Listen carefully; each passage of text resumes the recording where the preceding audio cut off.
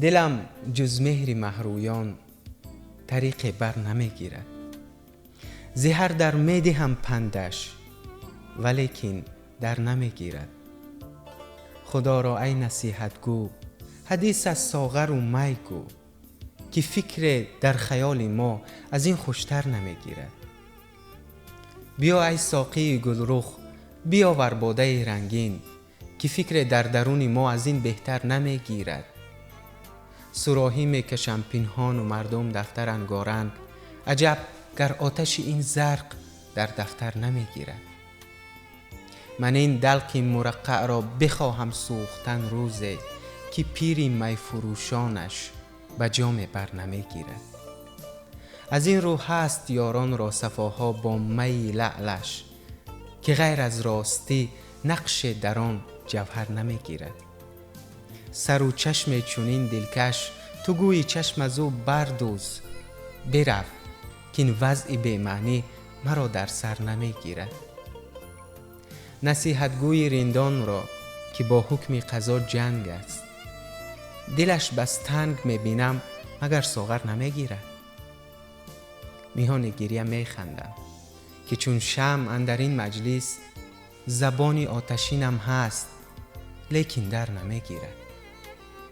چه خوش صید دلم کردی بنازم چشم مستت را، که کس مرغان وحشی را از این خوشتر نمیگیرد.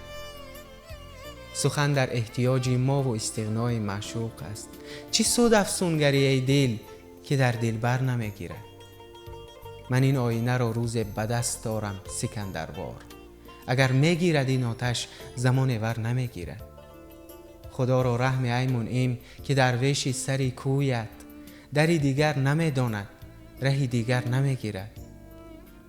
بدین شعری تری شیرین که شاهنشه عجب دانم، که سر تا پای حافظ را چرا در زر نمیگیرد.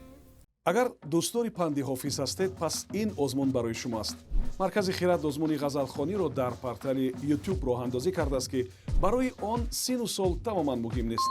шумо метавонед як ғазали ҳофизро худатон интихоб карда, дар назди дурбини телефон ё камераи худ хонда ба озмун ба хиратбод ирсол намоед. мо онро дар саҳифаи YouTube мегузорем. ғолиби ҷойи аввал соҳиби 1000 сомонӣ ва 10 китоби мотиватсионӣ аз маркази хират хоҳад буд. нафаре ки ҷойи дуюмро ишғол мекунад соҳиби 500 сомонӣ ва 5 китоби мотиватсионӣ мешавад. соҳиби ҷойи сеюм соҳиби 5 китоби мотиватсионӣ мешавад. фақат таваҷҷӯҳ кунед ки ғолибонро мо аз рӯи тамошо, аз рӯи коммент ва лайкҳо дар YouTube муайян мекунем. ҷанбасти озмун санаи 20 декабр. метавонед барои маълумоти бештар бо рақами 92550290 занг бизанед. шитобед ва ҳунари худро бисанҷед. ба ҳамаи шумо барор мехоҳем.